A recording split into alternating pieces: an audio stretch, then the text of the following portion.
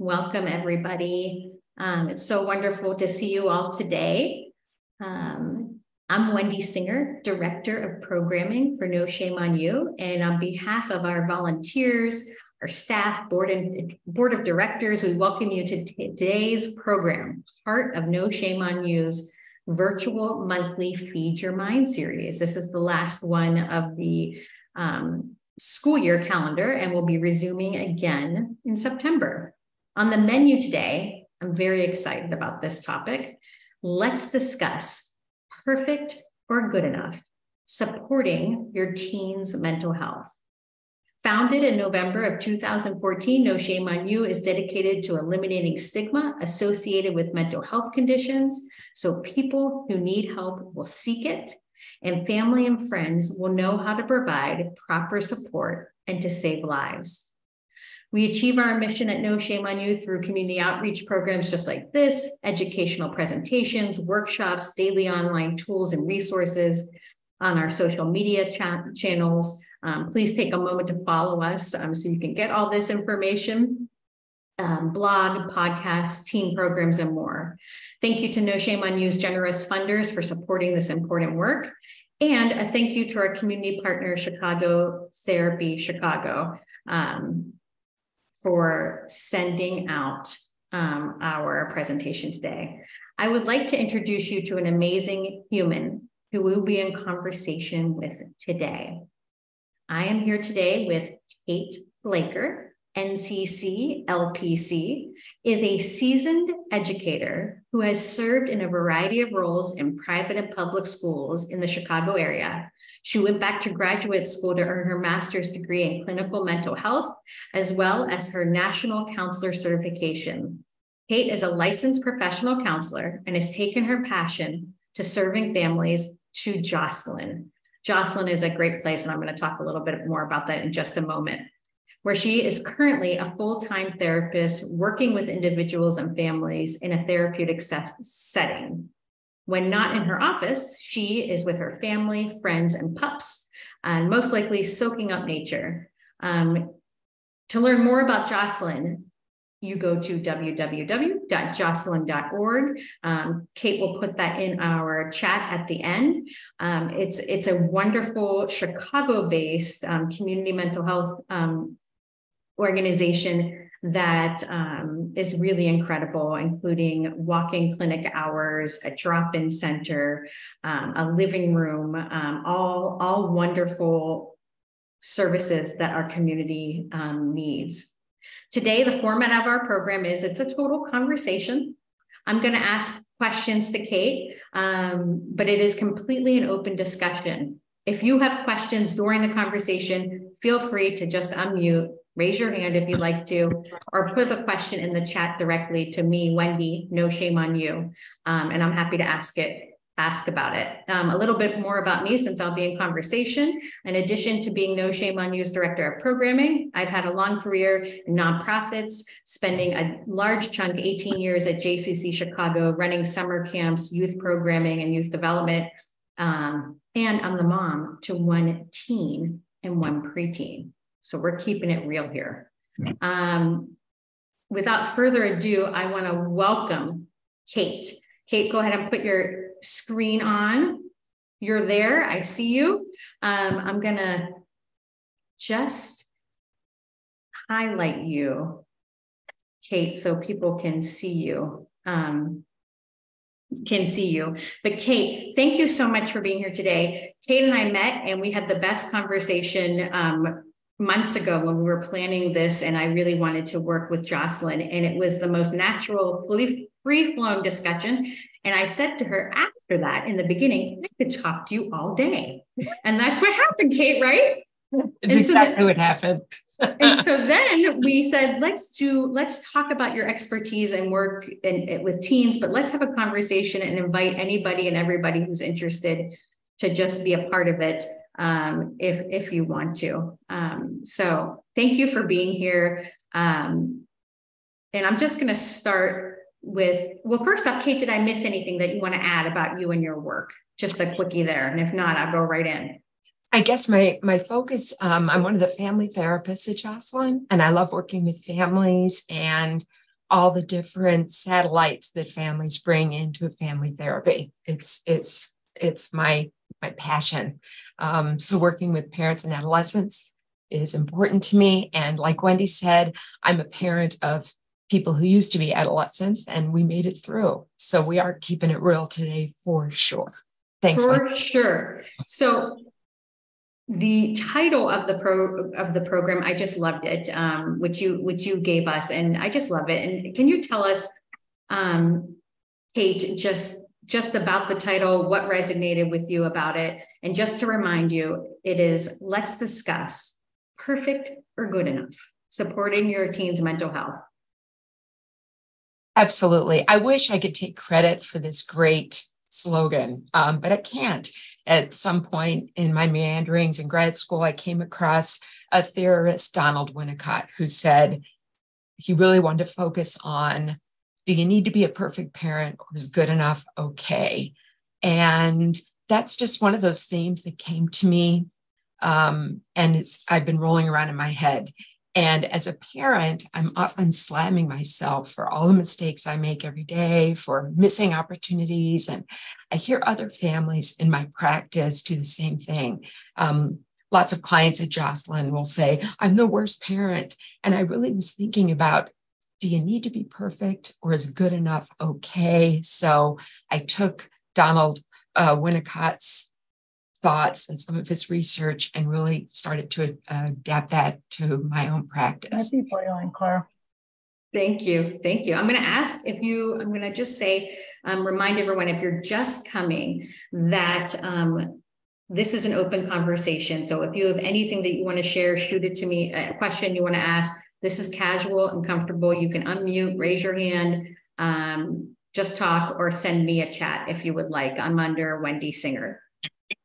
So, and in the meantime, but if you aren't chatting, if you could kindly keep yourself on mute, just so we don't hear any background noise, we would be beyond grateful. So, Kate, can you share with us some of the latest trends and stats around mental health through your work?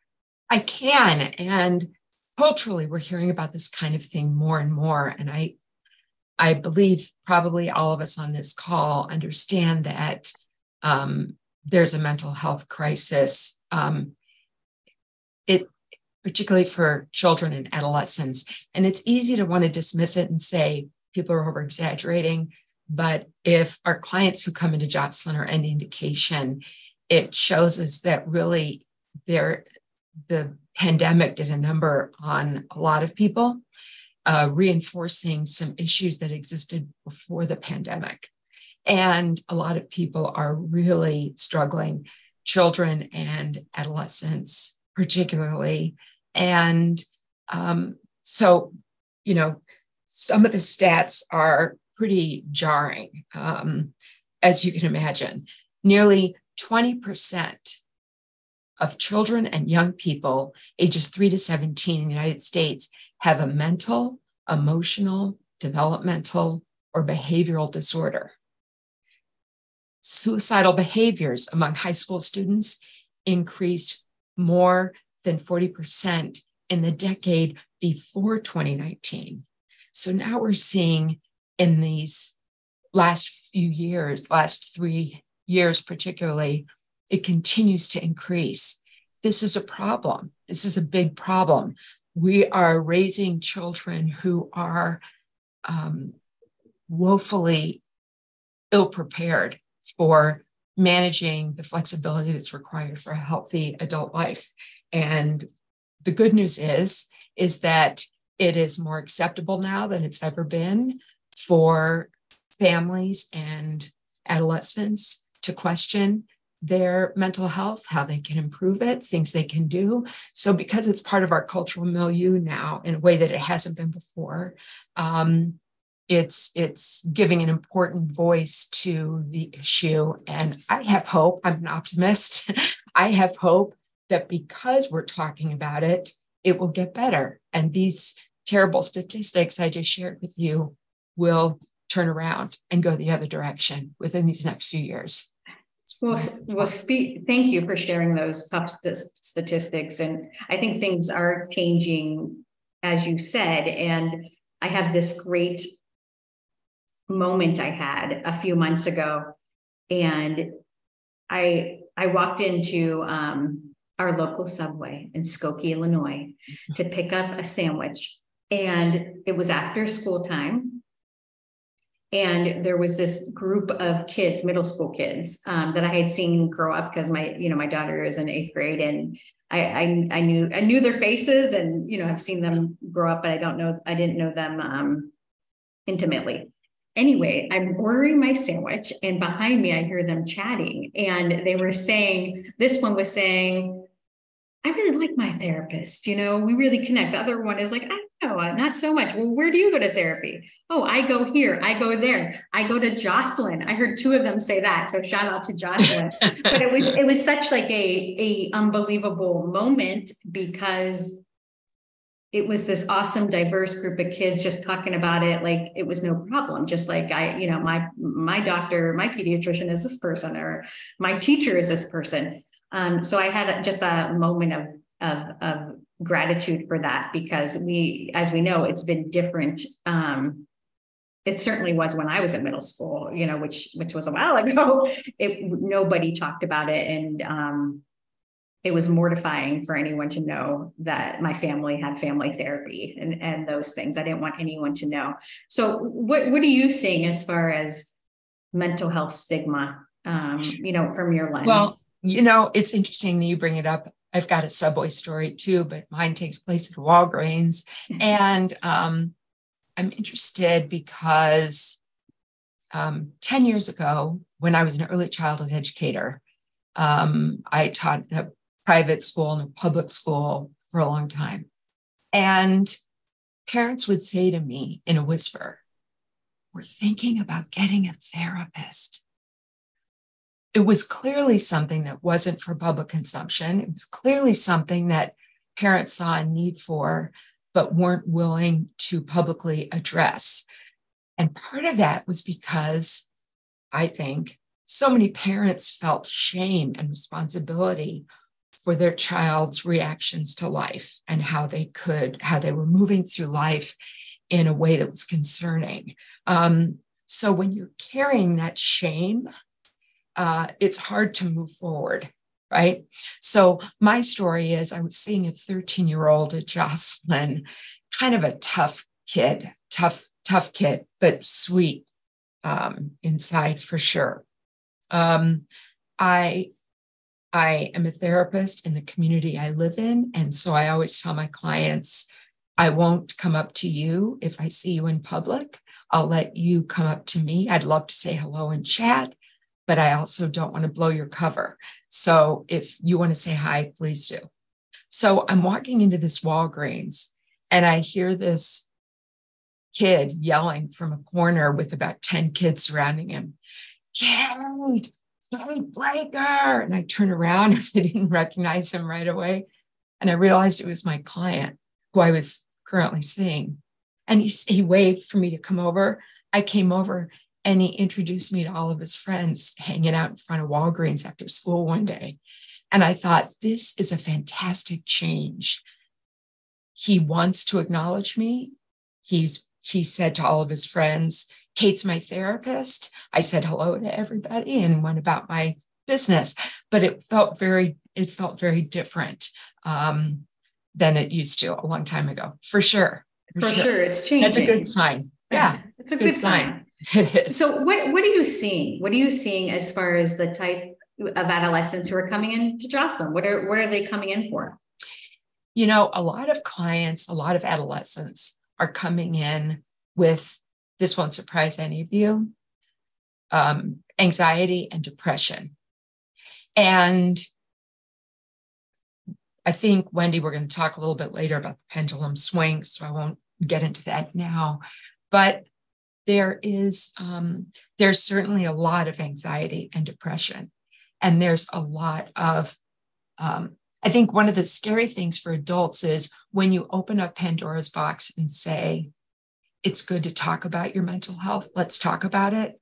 you might learn things about the adolescents living in your home that you wish you didn't know, or that are really hard to hear, or that worry you, that bring up fear. And so it's a tough topic still in that regard. So when an adolescent comes into Jocelyn, they are received. We've got a lot of really great therapists who really focus specifically on adolescents. And I think there's some fear. What's wrong with me? Something's terribly wrong. And when they meet with a therapist that they feel comfortable with, because that's the most important thing about a positive therapeutic relationship, is that the clinician and the client can connect and feel safe. And when that adolescent then feels or learns, it's not so unusual. I'm not a freak. I have these feelings, and this therapist says other kids they know my age also have these feelings.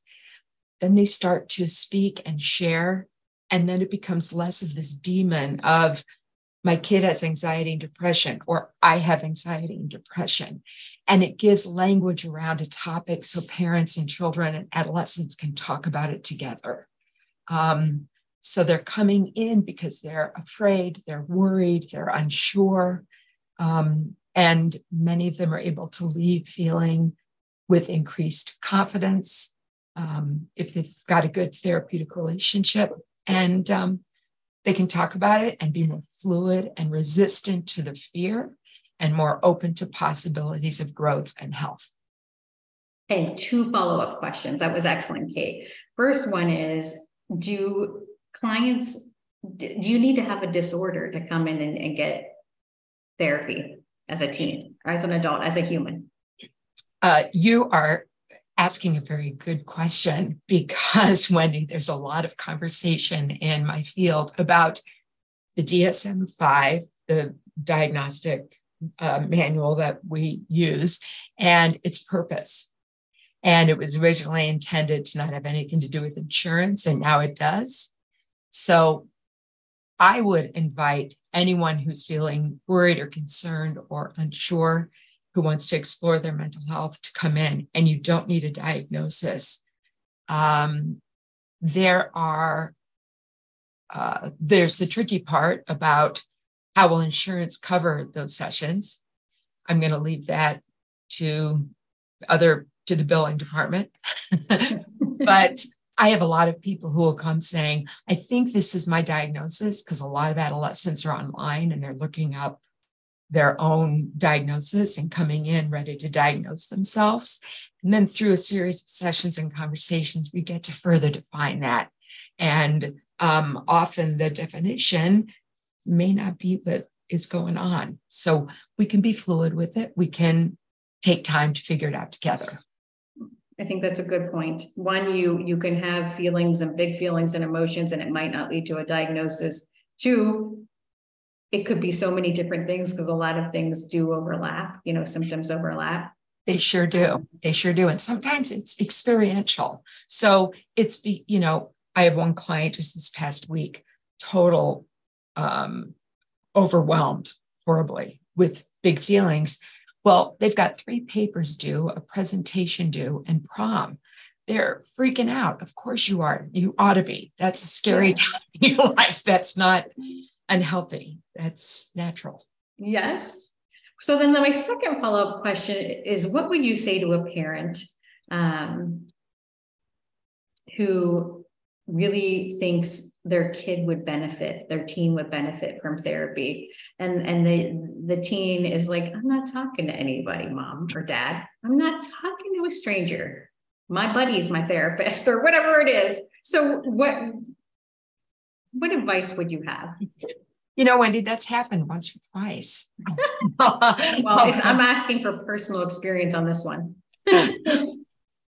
Sometimes the parent does know better and knows that their child needs therapy. Sometimes they don't. So I always begin by having that session, and I will say to the parent in the pre-session call, is this your interest or your child's interest, to sort of start to figure that out. And I also say, you need to understand that the therapeutic alliance is healthiest if it's between me and your adolescent. So if you're sending your kid to me so you can get the dirt, that's not what this is about. That's not what's going to happen here. That generally divides the parents between the parent who is genuinely concerned and the parent who wants me to be the go-between. That's different. So that's kind of an initial screener, if you will. And then when I start meeting with the child, I'll say, your parent wants you here. Why do you think that is? Generally, they've got a lot of information for me. And then together, the two of us can figure out what to focus on and what they might need. And it really becomes they get to help develop the treatment plan. The adolescent does. Excellent. Cam. What about, oh, sorry, go ahead. Cam's got their Oh, hand. well, thank you. Thank you so much. I'm going to go ahead, Cam. It's Kim. How are you guys? Great. Hi, Cam. Happy that you're here. Yeah.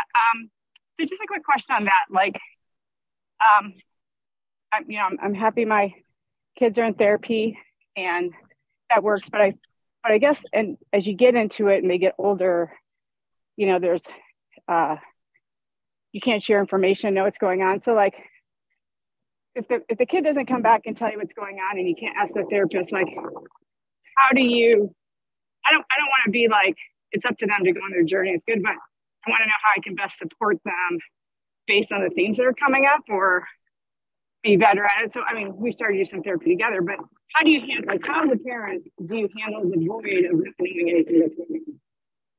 I think that's a great question. Yeah, I love that question, Cam. It is a great question because, of course, as a parent, you want to be involved. When my children were in receiving therapy, I wanted to know what was going on too. But you do that with transparency. So I'll say to the child, it would really help your parent out if I could give them the gist. And then the two of us can kind of figure that out. And then I can talk with the parent about the gist of what's going on. And what I find is that as trust develops between us, more is shared. And that can take a few sessions. But I think most people, adolescents for sure, are more comfortable sharing once they trust their therapist. So it's a conversation that changes through the course of the relationship. We have another question that came in that I think also is on this topic. If a teen is refusing flat out to go, would it be appropriate for parents? Would you take on a parent who wanted to come in for their own support for therapy? Absolutely. Does that make sense? Occasionally, I've had clients who are receiving therapy as a court order. So they don't want to be there. The court said you have to be there. Mm-hmm. That's a really tricky situation. So if I'm looking at this situation where the parent is saying you need to go and the kid's refusing to go, there's not a lot that can be done. It's pretty tough to have growth during that therapy if the adolescent doesn't have some kind of buy-in. But that's a great opportunity to talk with the parents about their experience parenting this child. And in fact, a lot of my clients are couples who have adolescents and young children, and they want to learn better how to respond to them.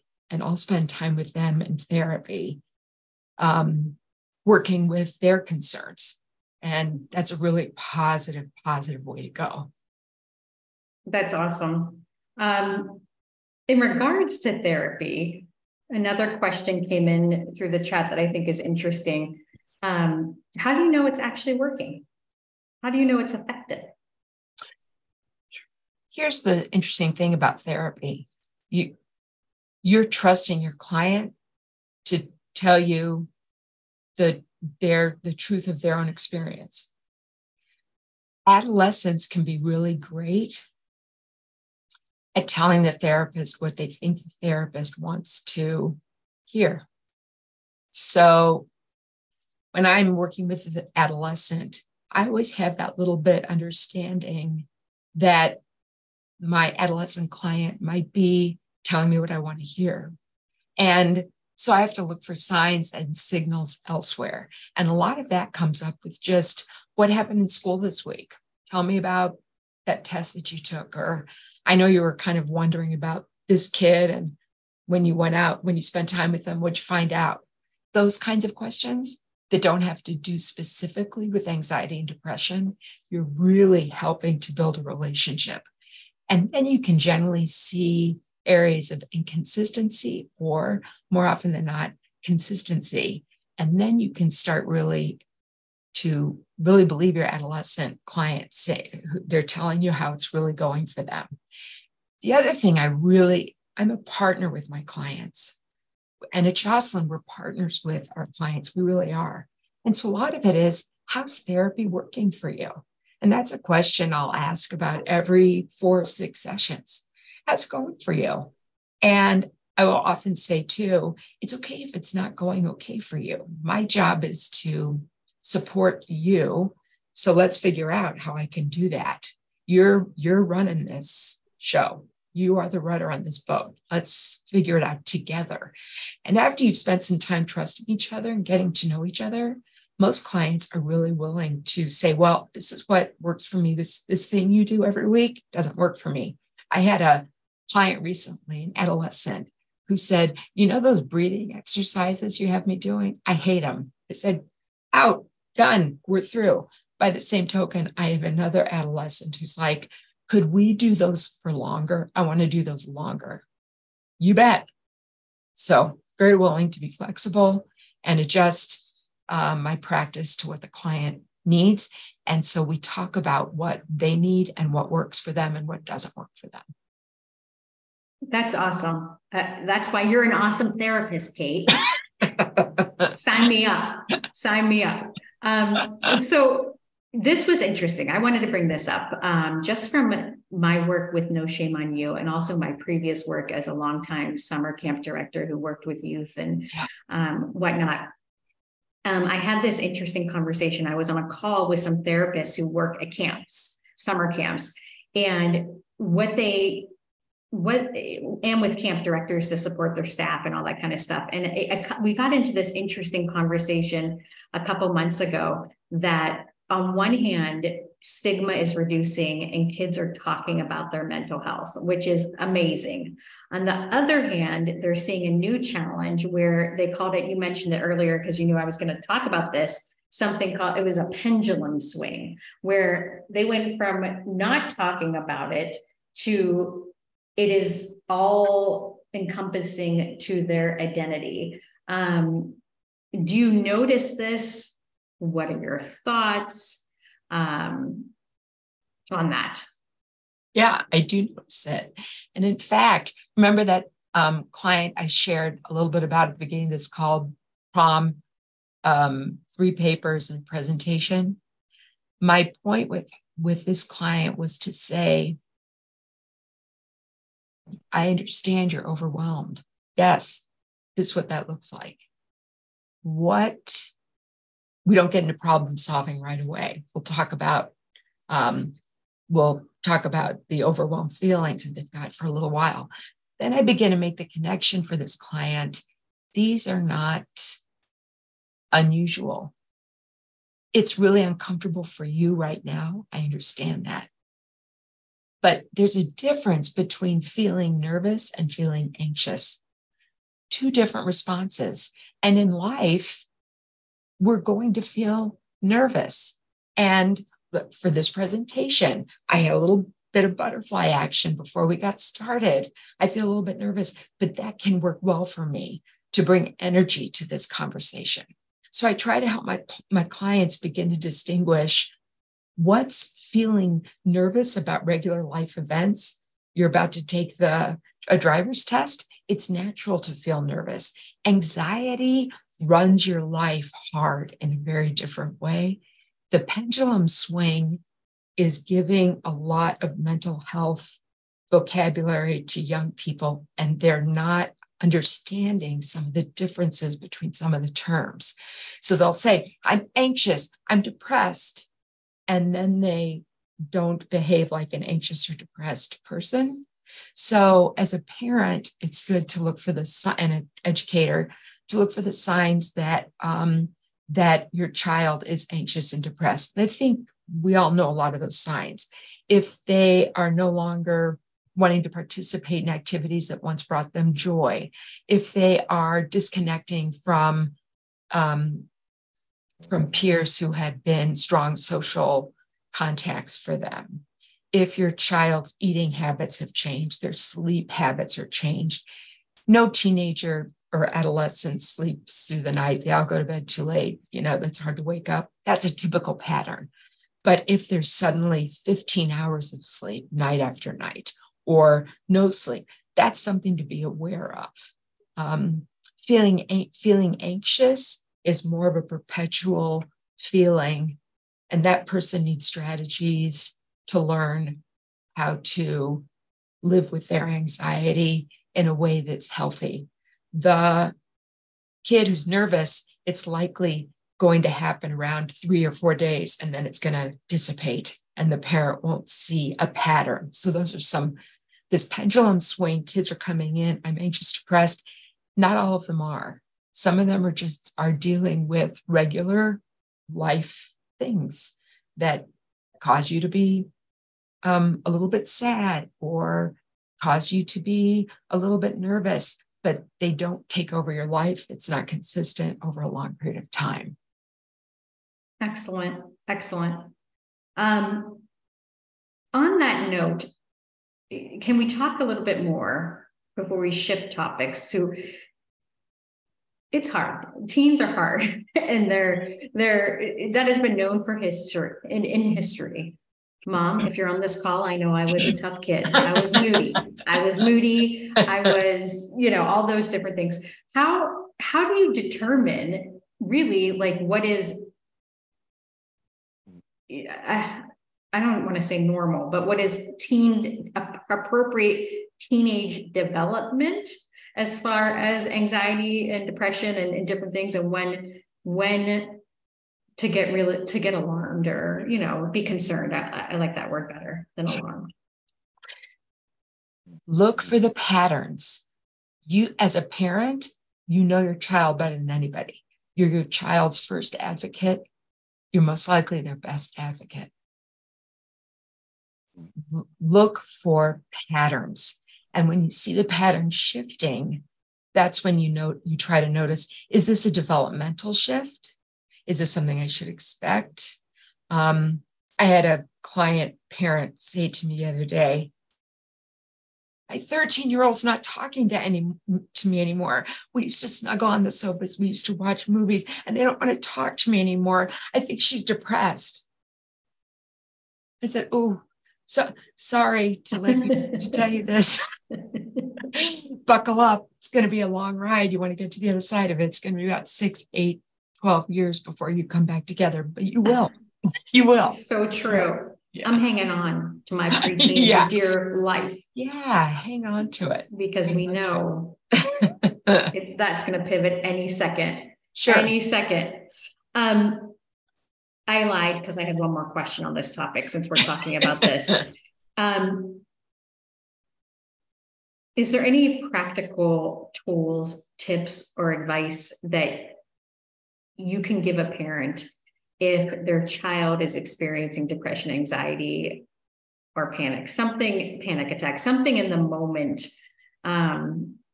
A lot of us moms, Kate, want to fix the problem. I know you do. We want to fix it like yesterday. Yeah. But we can't always fix it. I know that. But is there any tips or tools you have in the moment when something is happening, and on a big level or a practical 1, 2, 3? Sure. As a mom, I want to fix too. And I think our rush to fix is well-intentioned. We love our kids. We want their life to be easier, simpler, fill in the blank. But in fact, when we rush into fix, we are absolutely taking away our child's opportunity to build resilience and growth, discovering some of their own strategies. But if your child is anxious or depressed, you may need to move in a different way. So so there are two ways to respond. But here's the thing. If you are paying attention, you will notice that your child is off a little bit. And you did something, Wendy, just a few minutes ago that I really, really appreciate. You changed your vocabulary. Words are important. Vocabulary is important. And when you change your word from fear to concerned, as you just did, it presents a different framework of the whole conversation. There aren't any buildings on fire here. We don't need to run from the building. Sometimes parents feel that way because they don't have control over it. And all of us know all humans need affection, inclusion, and control. We all need that. And if a parent doesn't feel they have control over a situation, their feelings get big, they get dysregulated. So if a parent can, I know this is hard and I lived it, so I know it's hard. But if a parent can just pause a beat or two. So if your child is describing something to you that makes you want to jerk and fix something,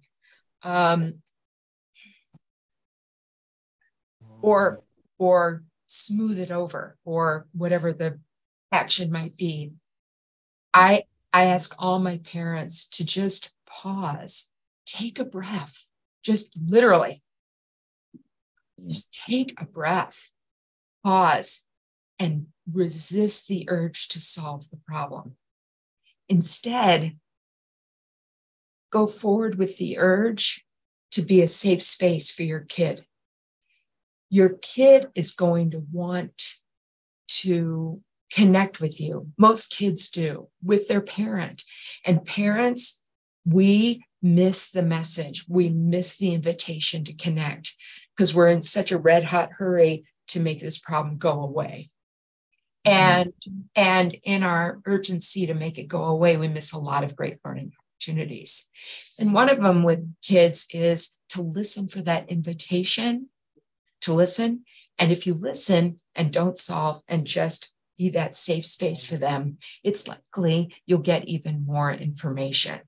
And more information will help you to know, is this a regular thing or is it something we need to seek outside help with? Excellent.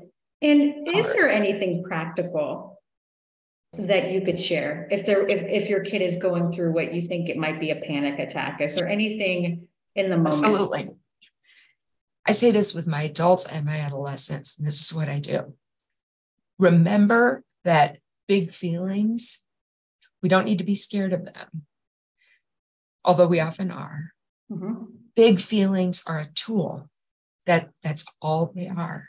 Feelings we have are a tool that humans have to know that we need to pay attention to something. So if your child is pre-panic, like really ramping up, that's a great time to say, this is your body's telling you something. What's your body trying to tell you?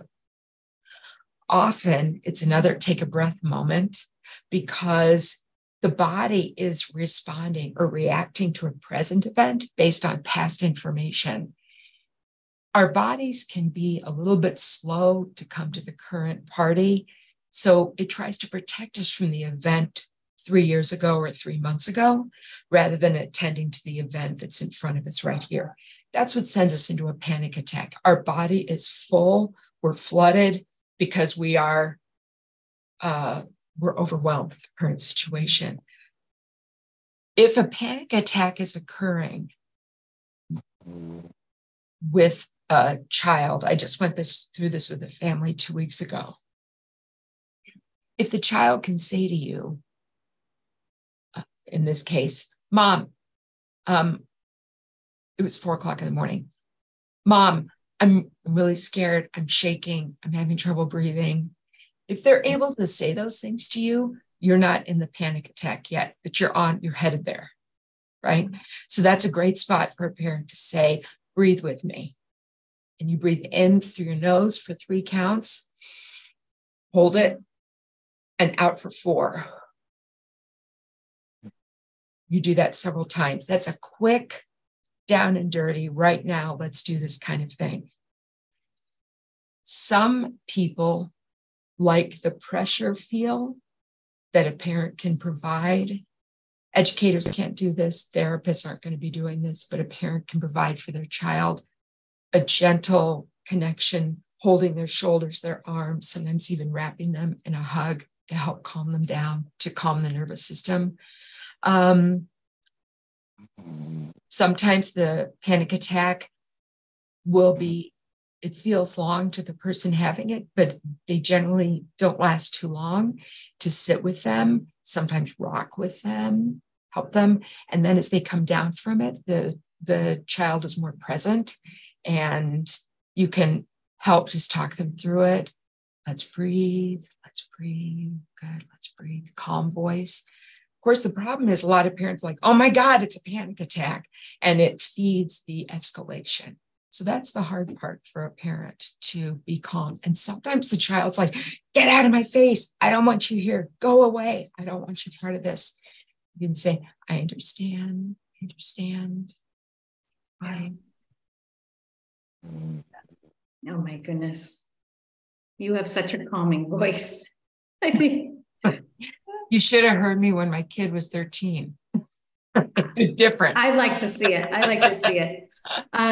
Well, thank you. This is fantastic. I want to ask a couple more questions that came up in the chat. One is about your thoughts on medication and the relationship to therapy, and what are your thoughts on when is a time to start thinking if that's something to explore?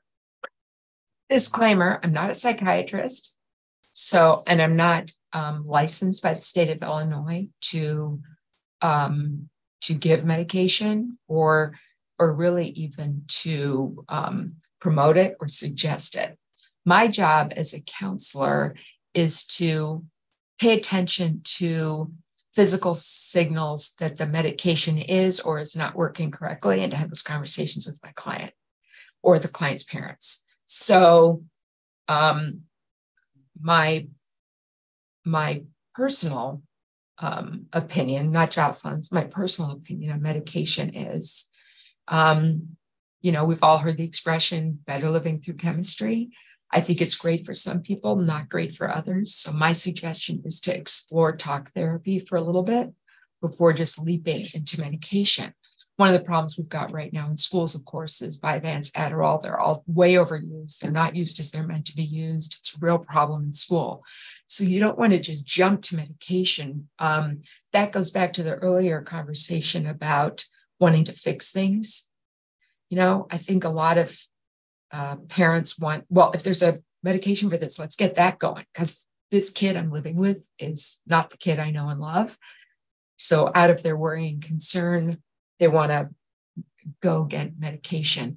But medication can have its own challenges, one of which is a lot of SSRIs take 3 weeks to build up to a level that works, and can be 3 weeks coming off. It's a difficult road. So I recommend trying some other things. But as a Jocelyn therapist, my conversation about medication with my clients is going to be limited to the side effects and how it's affecting their life, and to help support them that way. Awesome. Okay. All right. We're going to pivot a little bit, Kate, in our last little bit here. Sure. The question is, we're all getting overwhelmed by the gun violence. Yeah. Definitely. Any recommendations on how to cope deal with the news reports, the social media feeds, it's everywhere. It's not surprising anymore. That's kind of depressing, any thoughts? My first thought is I was at a dinner party the other evening and everyone was talking about how devastating it is that these are happening with such frequency. We are no longer able to track the where and when and who of it. It used to be Timothy McVeigh, Oklahoma. You know what I mean? We knew what that was. And now it's happening so often. Wait, is that the school in, or is that the mall in, or was that the movie theater? I mean, really, it's a tragedy, capital T, beyond anything I've experienced. It's pretty devastating for sure. I don't believe social media is our friend, certainly in this arena, but every adolescent I know on the planet would disagree with me heartily. So where's the handbook on teens and social media? Where is the handbook? Still looking for it. I'm still looking for it, Wendy. It's tough. And I really feel like kids, but I think parents need to say, if you need the story, get the story. And then you don't need to keep getting the same story again and again and again. So the compromise that can be made with adolescents is once you hear of the story, talk about it with your friends, talk about it with us, kind of process it a little bit. But don't keep feeding your brain the same story told in different ways again and again, especially with the visual. I call them brain tattoos. If you start to get into some of these, the visual reporting that's done, it just doesn't leave you. It doesn't leave you. And that's when you're up in the middle of the night, and particularly adolescents, really going over and over and over it. So get the story, and then you get to talk about it, process it. That's what humans do. And try to leave a safe space for it. I find, I'm going to sound like a broken record, but rather than trying to fix it, I'll say to the adolescents, because I'm talking about this a lot, almost daily in my practice with families and adolescents. They'll say, I'm really worried about this gun violence. I'm worried too. What worries you about it? They talk, we have a conversation, can feel them getting a little bit lighter. And then I might go to, what do you think you can do about that to protect yourself or to feel safe? And generally they have lots of things to keep them safe. And it's starting with stuff like, well, I need a good sleep. If I have good sleep, I don't get as freaked out. If I had one 14-year-old say to me, I always feel better when I'm at a concert knowing where the exit is. Great. So just know that. You know that about yourself. That's something you can do to help feel calm. But I'm not about to start telling people it's fine. It doesn't happen to most people. It's like a lightning strike, blah, blah, blah. Because the fact is, it's everywhere. We're hearing about it all the time. And even though statistically it may still be pretty rare to be involved in a shooting, it feels like anytime we go out, we're taking our lives into our own hands or the hands of the shooter. So I like to keep the conversation with, tell me more about your feelings about that. And what do you think you can do to keep yourself safe? Because you can't keep the world safe, but what can you do in your world to keep you safe and to help your friends feel safer, your family feel safer? Small pond. I love how you do that. And I think it's so important to empower our kids to on what they can control versus what they can't control, and to look at it with that lens about, don't watch it, quit watching the news or whatever it is, but what can you control? You could control, have them ideate and come up with the ideas. I think is powerful. I want everyone to just stop looking at all that crap, but it doesn't, our adolescents aren't going to say, oh, it's a great idea. I'm going to put my phone down. It doesn't work like that. And same for adults. My Yes, and gosh. adults. I know. We're you all of a gotta work with them. sudden, yeah, it's hard for adults and even that much harder for teens. Yeah. Developing brains.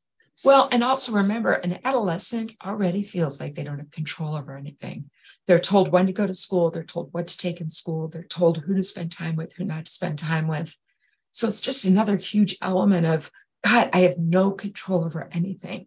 And people who don't feel they have control over anything are going to get overwhelmed.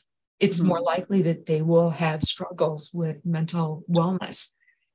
They need to have control over something, and it needs to be honest, authentic. It can't be fake, control. It's got to be honest and authentic. Kate, I would like to invite you to move into my guest room and live with my family. You'd be sick of me before the day was out, but you and I would have a ball. We would have a ball. You're wise. And I think that you found your path for sure. And I just want to thank you from the bottom of my soul for joining us today. And I know a lot of people on the call have benefited from hearing from you. And also we will post this as a recording on our YouTube channel, No Shame on You's YouTube channel. So a bunch of folks signed up but couldn't attend, and they're going to get this as well. But Wonderful. Feel free, anybody, to share. I will email it to everybody, and you can certainly share this with your other caregiver friends and parent friends. And if there's any other questions that anybody has, please go ahead and unmute and ask. In the meantime, I am going to put in the chat a short survey that just really helps make sure that we're hitting the mark, helps us report back to our funders, which is important too, so we can keep doing this stuff. And it makes sure that our programming is hitting the mark. I also want to share, I'm very excited to share with you guys something really cool that No Shame on You has been working on for a year and a half now, and we're launching it today. And I want everyone on this call to have this, because it is a resource that No Shame on You has put together when your child is experiencing a mental health crisis. It's a really comprehensive and free guide for anybody whose child is experiencing struggles. And from personal experience, when I went through it, there was nothing like this, nothing as comprehensive as this. Really no stone has been left unturned. And it's free, and it's on the front page of our website, www.noshameonyou, and you can download it and share it. And we want everyone in the world to know they're not alone. Yes. And there are resources out there, levels of care, what do you need to know, practical tips and tools and advice from friends and family. So I think that's really cool, and I would love to share that with this community. Amazing. I'm excited. Today's the day. I think it was meant to be a moment that we're having this conversation on the day of that launch. Absolutely. I look forward to reading it. Thank you. And Kate put into the notes where you can find jocelyn.org. Just thank you. Thank you for having us. I really appreciate this opportunity to talk about families, adolescents, children, parents, the relationship. I've really appreciated it. Thank you so much, Wendy. And I'm really, really grateful for No Shame on You for hosting these parent conversations. I think it's really important. Thank you. Awesome. All right. We'll see everyone soon. Thanks. Have a great day. Bye.